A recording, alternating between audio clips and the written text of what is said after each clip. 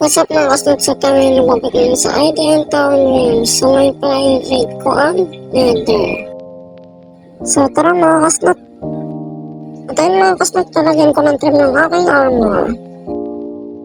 Galing pala ito kay Kuya Jen mga kasnot. So yun na mga kasnot na idoduplicate ko kasi pag naubos ito, nawawala ito mga kasnot. Kaya naman idoduplicate ko ito ng marami.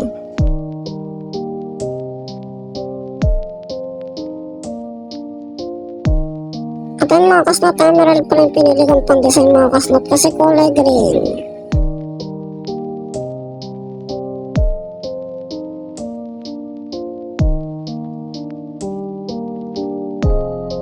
At ayun mga kasnot, tapos ko na-design sa emerald yung napili ko. Ito pala ay flow trim. So ayun mga kasnot, nag-enchant ako ng hoe tsaka mga books kaya nabawasan na aking level. 62 pa rin yung aking level mga kasnot. So ayun mga kasnot, level 53 na lang tayo. So kumuha pala ako ng madaming carrot at golden nuggets para gumawa ako ng golden carrot mga kasnot. Kasi magugutom tayo sa nether mga kasnot pag tayo nakipaglaban na. So ayun mga kasnot, gumawa pala ako ng madaming scaffolding para naman gawin ko ang aking achievements na hindi ko pa naginagawa mga kasnot. At ayun mga kasnot, napabot ko hanggang dulo itong scaffolding. So ayun mga kasnot, namabot na sa dulo at nagkaroon ako ng achievement. Top of the world ito mga kasnot yun. Ayan, kumukuha pala ako ng maraming milk kasi kakailanganin natin tumamaya sa nether kasi madami tayong wither skeleton na kakalabanin. Inenchant ko na rin pala yung armor ko ng blast protection para hindi naman masakit masyado yung gas mamaya pag kinalaban natin mga kasnot. At ayun mga kasnot, pupunta ako sa bahay ni Kuya Jen dahil kukuha ko ng fire resistant para sa nether natin mamaya mga kasnot.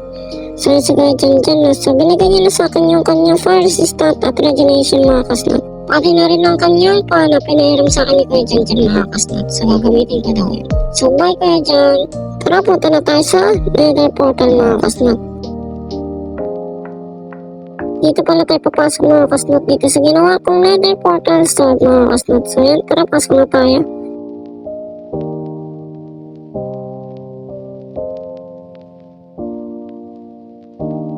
Then mga kasnot, sinuot ko na agad ang aking golden helmet para hindi ako sugodin ng mga piglin mga kasnot. So yan, tara, simulan natin hanapin ang fortress mga kasnot. At patay na rin tayo ng gas dahil kailangan natin sa gas tier.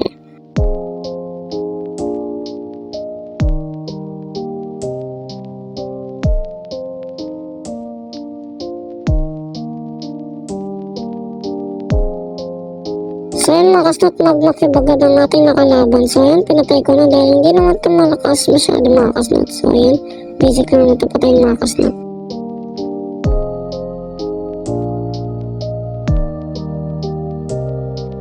At ayun mga kasnot, kukuha tayo ng mushroom dito. Kailangan natin yan para naman lagay natin sa fishing rod at masakyan natin yung strider para mahanap natin ng nether fortress na mabilisan mga kasnot. At ayun, nakapag-craft na pala ako ng warp fungus and stick. So nagtag na pala ako ng strider at sinakyan ko na siya mga kasnot para makapaghanap na tayo ng nether fortress. Ito pala yung bastion na na-raid namin mga kasnot ni Renz. At ayun mga kasnot, napakalaki pala ng ating i-raid ng fortress. So ayun, kita nyo naman no, malapit lang siya sa bastion na na-raid namin ni Renz. Dito ko muna iiwan yung strider mga kasnot, itali natin siya para hindi siya mawala mga kasnot. At ayun, nagkuha tayo ng hagdan pataas mga kasnot.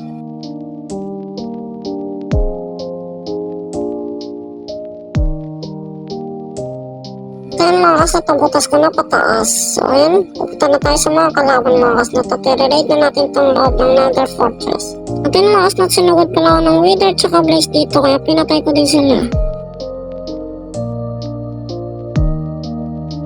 Tatlong wither pala yun mga kasnot ang ating napatay.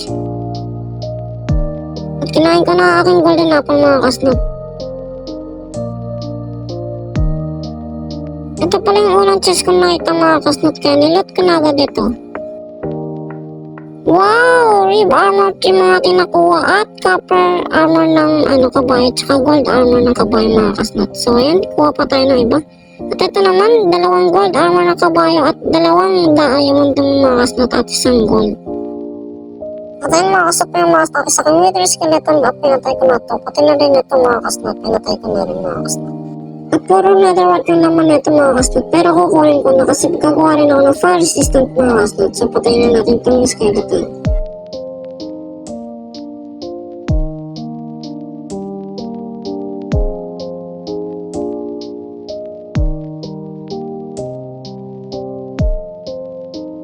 At ayun mga kasnot, pinana ko pa na itong mga blaze kasi talagang umaapoy mga kasnot, kaya naman yung espada ko na lang sila.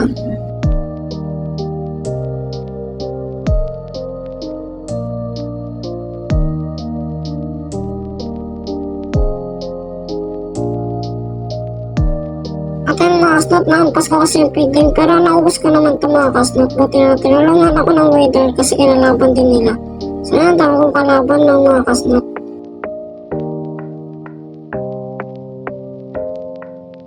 Pero naubos ko naman sila mga kasnot at uminom ako ng milk para hindi naman ako mamatay sa wither. So yan, kumuha ako ng saddle mga kasnot.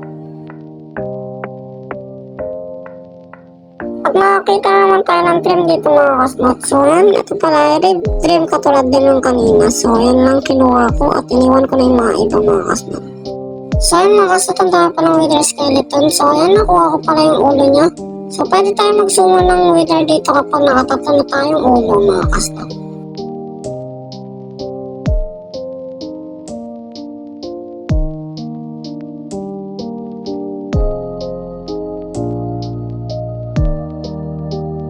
Ang dami palang mga wither na sumugod sa akin dito. Grabe, ang dami nilang mga kasnot. Kala ko mga kasnot, dito na akong mamatay pero malakas naman yung espada natin. Kaya nakaya natin yung tatlong wither skeleton. So ayan, pinatay ko na dito mga piglin mga kasnot.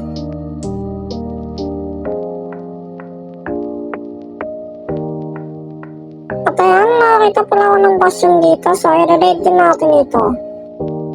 At ayun mga kasnot, i-raid pa natin itong bastion na to. So ayan, puntahan natin sa loob. Ayan, daan-daan lang tayo dito kasi baka dumugin tayo ng marami.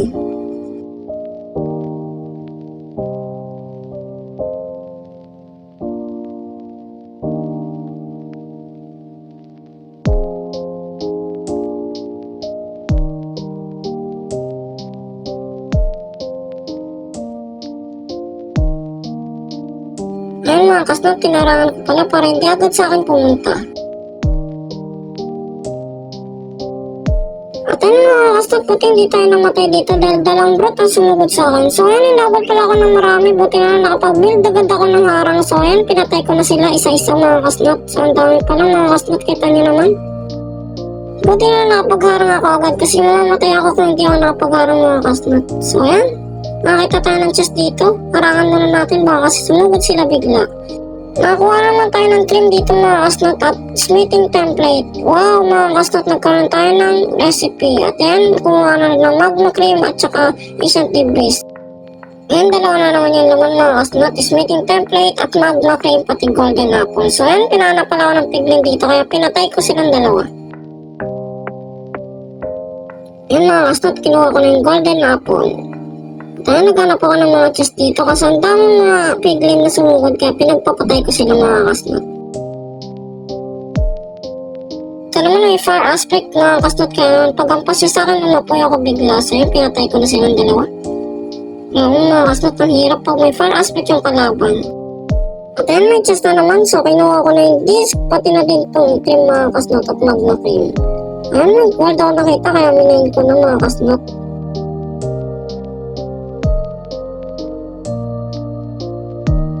At ayun, may chest na naman mga kasnot pero carrot ang laman pero kinuha ko na din kasi golden carrot naman ito.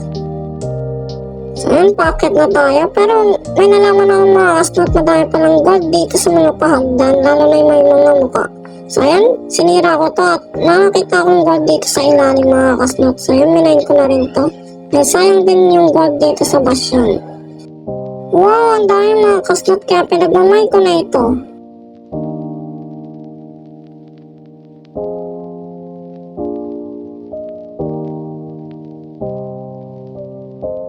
Ito rin pala mga kasnot, nakakita ulit ako kaya minayin ko na rin itong mga kasnot.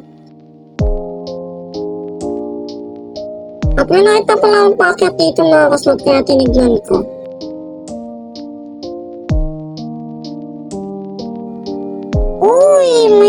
launches dito mga kasnot at nakakita tayo ng snout banner mga kasnot, pati na rin magma cream. At ayan, nakakita tayo ng labasan dito mga kasnot at hanapin na natin yung Strider.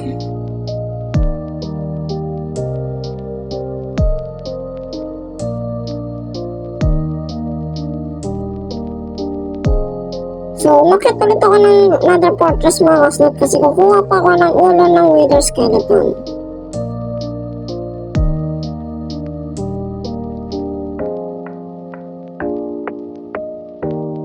Ayan, may Wither Skeleton agad mga kasnot at linalabanan ko na to.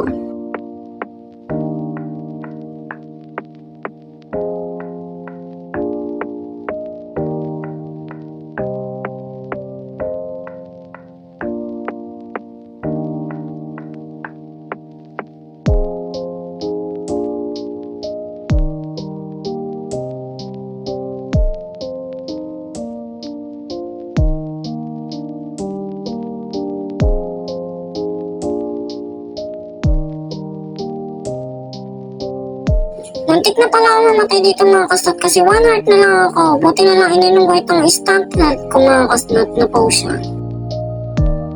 At nakakuha na pala ako ng 4 na ulo ng Wither Skeleton. So ayan, bababa na tayo at maghanap na tayo ng ghast. Sasakay na tayo ulit sa Strider para maghanap tayo ng ibang lugar para mag-spawn yung mga ghast dahil papatayin natin to. Kailangan kasi natin ng ghast mga kasnot.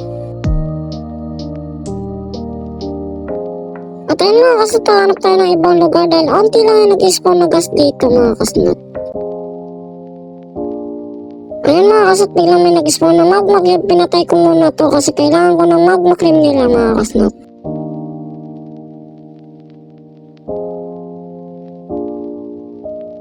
Ang kulit na itong mga kasnot, sinundan ako pati dito sa taas no. So ayun, may ghast dito at pinatay ko na. So ayun, nasunog yung ghast tier niya sa lava. So ayun mga kasnot, inabol pala ako ng Enderman dito, muntik na ako ng patay. So ayun, lalabas sana ako kasi buhay pa pala siya. At ayun, pinatay ko ng mga kasnot. At ito na pala yung ulam natin na patay na ghast mga kasnot. At ayun mga kasnot, kinabol pala ako ng 5 piglin dito. So ayun, nagtago muna ako at nag-shield. Ang dami nila mga kasnot. Ayun, pinagpapatay ko sila kasi nasira na yung aking golden helmet. Ito na pala ang pangalawa nating ghast tier.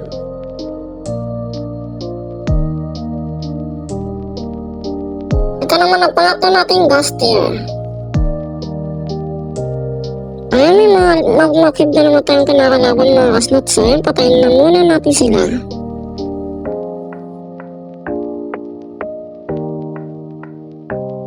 At nagkaroon pala tayo ng achievement, Return to Sender. Pang-4, pang-5, pang-6, pang-7, at pang-huli para makraft na natin ng happy gas. May mga nasa lubong ko pala akong gas kaya pinatay ko na rin mga kasnot. Pabalik na pala ako mga kasnot kasi may kinalaban ako dito yung skeleton. So yun, pinatay ko na. So yun mga kasnot, pabalik na tayo.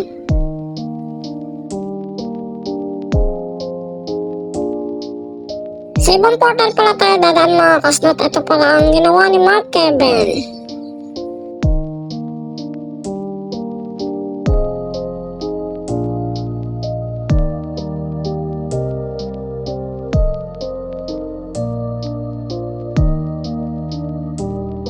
At dito pala tayo lumabas sa 1,500. So may dala naman akong compass dito mga kasnot.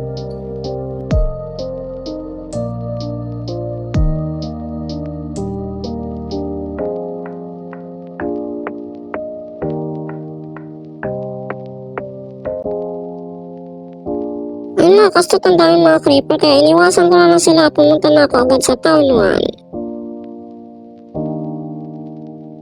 Sa likod pala ako ng bahay ni Sabina nakauwi mga kasnot. So ayun, punta na tayo sa aking base. Wow mga kasnot, kita nyo naman pasikat pala yung araw. Grabe mga kasnot, ang ganda mga kasnot na kulay orange. So ayun mga kasnot, nag-build na ako ng dried gas.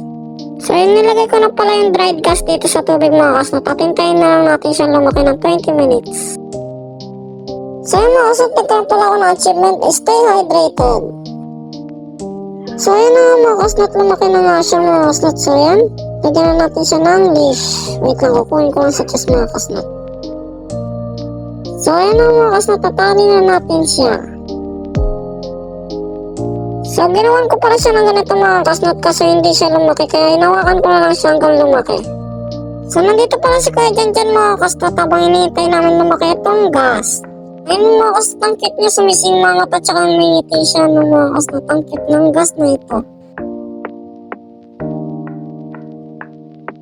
Ayun mga kasnot, lumagay na nga siya sa ang dami niya parang galamay mga kasnot, no? Kitang-kita niya naman. At ayun, nakangiti pa rin siya, ang cute.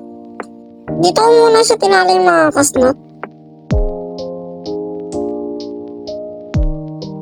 At ginawan ko na pala siya ng white harness mga kasnot at ilalagay na natin sa kanya para masakyan na natin ang gas natin mga kasnot.